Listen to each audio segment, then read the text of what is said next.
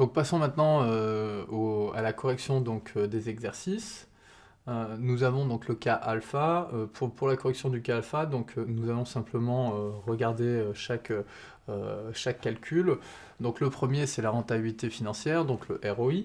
Le ROI qui est dégagé, donc c'est 11,4%, hein, donc résultat net sur les fonds propres. Celui-là, il est très simple à calculer.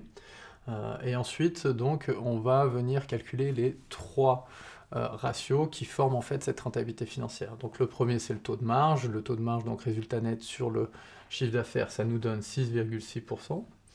La rotation des capitaux investis, eh bien, ça nous donne 1,1813, pardon.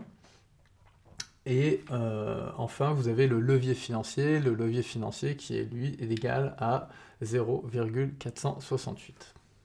Donc concernant l'effet de levier de la dette, donc sur la rentabilité financière, là on a donc calculé une rentabilité économique qui nous donne 13,78%. L'effet de la dette, elle nous donne donc 4,614%.